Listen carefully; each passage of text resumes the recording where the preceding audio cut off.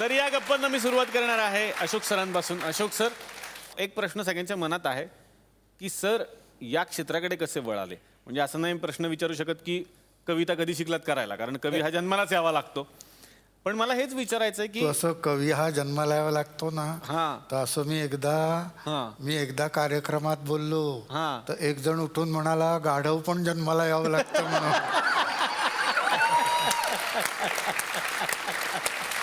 अर्थात हे त्याचं खरं आहे, म्हणजे शास्त्रीय दृष्ट्या सगळंच जन्माला यावं लागतं. खरं सांगू की आत्ता आपल्याकडे घरामध्ये ते वातावरण राहिलं आहे की नाही, मला थोडंसं नवीन पिढीला, नवीन महिलांना थोडं वाईट वाटेल. पण मी ज्या वाईसारख्या एका गावात वाढलो तिथं सगळ्या स्तरातल्या महिला त्या बारसं जेवण, डोहाळ जेवण किंवा असं विविध काय घरगुती कार्यक्रम असले ना, तेव्हा त्या गाणी म्हणायच्या. दिवाळीचं हे पदार्थ कुणी करंज्या करतायत किंवा चकल्या करतायत, तर तेव्हा त्या गाण्याच्या याच्या भेंड्या लावायच्या. आणि अनेक श्लोक, अनेक आर्या, मग त्या मोरोपंताच्या असोत किंवा वामन पंडिताचे श्लोक असोत, त्या महिलांच्या ओठावर असंख्य कविता. 4थी 5वी शिकलेल्या त्या जुन्या नऊवारी साडी नेसलेल्या बाया, मोठं कुंकू असायचं, पण त्यांच्या एवढी स्मरणशक्ती होती ना, ते ऐकत ऐकत हे सगळं पाठ झालं. आणि कुठलंही त्याच्यामध्ये त्या नवीन बाळाचं याचं नाव घालून त्या महिला ती कवनं रचत असत. तर ही कवित्व शक्ती म्हणजे या सगळ्या बहिणाबाईच होत्या असं माझं स्वतःचं मत आहे खरं म्हणजे. आणि आता तो धागा कुठेतरी थोडा तुटलाय की काय, असं एक मराठीचा एक चाहता मराठी माणूस म्हणून मला थोडंसं वाईट वाटतं की आपण त्याच्यापासून हल्लो आहे थोडेसे. आता ताजा विषय अगदी. आत्ता मी लंडनला किंग हेनरी स्ट्रीटवरती, तर तिथं महामानव बाबासाहेब आंबेडकर जिथे राहत होते, तर त्या पायरीवर मी गेलो. आणि मला असं आता मी सांगू शकत नाही की मी पण किती भाग्यवान. आणि त्यानंतर मी तिथं 3 ओळी मला सुचल्या, 3च छोट्या. भीमा, तुझी सावली अंगावर पडली, तुझी सावली अंगावर पडली, उजेड झाली, उजेड झाली म्हणून. अशी कविता. तर असं काहीतरी सुचतं खरं तुला. सरांच्या कवितेची स्टाईल म्हणजे मिश्किलपणा. त्याच्यामध्ये एक चिमटा असतो. त्यातली एखादी आत्ता ऐकायला आवडेल आम्हाला. काय म्हणू, स्वयंपाकाची ती मस्त आहे ती. शाकाहारी एक शाकाहारी मध्ये किती मांसाहार लपलेला आहे तो. वा. शाकाहार म्हणजे असो, मांसाहार म्हणजे खूप क्रूर लोक वगैरे असो, पण शाकाहारी लोक आपल्या सुनांना सुद्धा छळताना अतिशय हळुवारपणे छळतात म्हणे, असं मी ऐकलेलं आहे. म्हणजे असं तर आता ते किती क्रूरता इथे महिला उपस्थित आहेत, त्यांना राग येईल खरं म्हणजे. पण सत्य सांगणं हे कवीचं कर्तव्य आहे. तुम्हाला सांगतो की क्रूरता काय असते. पुरुष हा अत्यंत हळुवार हृदयाचा असतो, कोमल हृदयाचा असतो, आणि तो पुरुष कवीच ही कविता लिहू शकतो असं माझं स्वतःचं मत आहे. तुम्हाला महिला बघा तुम्ही, काय त्या भाजी निवडताना कसं असं, खरंच ते मेथीची जुडी असेल ना, असं खसकन असा मध्ये 2 बोटं हात घालून खसकन 2 जुड्या तो सुतळी तोडून टाकतात. आपण कसं कुठे गाठ आहे सुतळीची. पुरुष हा कलात्मक आहे, तुम्हाला सांगतो खरं. असं म्हणजे अगदी काडी काढल्यानंतर हे पान तोडू का हे पान तोडू, आमचा जीव असा वरखाली होत असतो. महिला कड्या एकीकडे पाना एकीकडे, कड्या एकीकडे पाना एकीकडे. कलात्मकता नाही.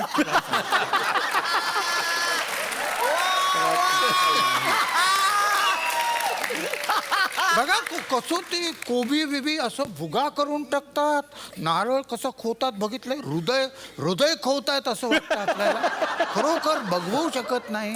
त्याची कविता आहे. गयाशी नख खुपसून अंदाज घेत, क्रूरपणे त्वचा सोलली जाते दुधी भोपळ्याची. कसं खरवडून काढतात हो, असं प्लॅस्टिक सर्जरीला कसं काढतात ना तसं हो. आणि आपण बाजारात गेलो ना बघा पुरुष मंडळी, आपण त्या म्हणजे दुधी हलवा करायचा एक कवळा लागतो की नाही, तर असं कवळा दुधी भोपळा, तर असं हात फिरवावा असा वाटतो, असं कवळा दुधी भोपळा. महिला बघा बाजारात त्या देठाशी नख खुपसून बघतात. नख तुम्हाला हे माहित नाही कारण तुम्ही भलतीकडे बघत असता बाजारात. त्वचा चोलली जाते दुधी भोपळ्याची. सपासप सुरी चालवत कांद्याची कापाकाप चालली आहे. डोळ्यांची आगाग होते. शाळ्या नारळावर कोयत्याने दरोडा घातलाय. हे भाजलं जात आहे वांग. निथळत आहे त्वचेतून पाणी टपटप. मला भरून आलं तुम्हाला सांगतो. एक 5-6 दिवस प्रॅक्टिस केली ना तुलाही भरून येईल. तुला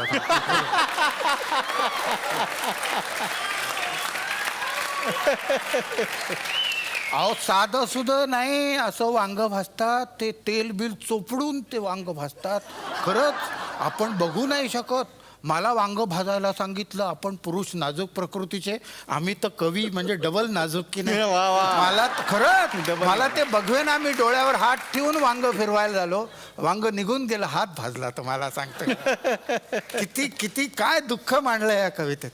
संदीप किंवा तुम्ही अरुण वगैरे हे खूप स्वतःला ग्रेट समजतात. पण हे खरंच तर मी कशाला घाबरू तुम्हाला सांगतो. माणसाचं दुःख माणसाची वेदना तुम्ही मांडली आहे ना. पण वांग दुधी भोपळा याचं दुःख मांडणारा मराठीतला एकमेव कवी आहे तुम्हाला. वा वा. हे भाजलं जातंय वांग. निथळतंय त्वचेतून पाणी टपटप. तडतडते मोहरी हा अखेरचा फडफडाट.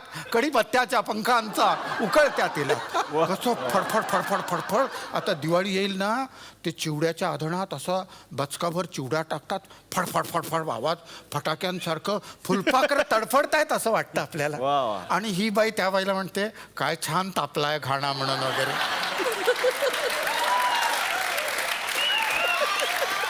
अरे कसल्या समानतेच्या गोष्टी करतात मला सांगते. तिखट टाकलं जात आहे भाजीच्या अंगावर. डोळ्यात धारेवर किसली जात आहेत गाजरं. पिळवणूक चालली आहे आंब्याची. पिळवणूक चालली आहे. सर्वहारा बनली आहे कोय. वरवंट्या खाली चिरडते आहे मीठ मिरची. आणि बत्ता घातला जातोय वेलदोड्याच्या डोक्यात. बत्ता घातला जातोय वेलदोड्याच्या डोक्यात.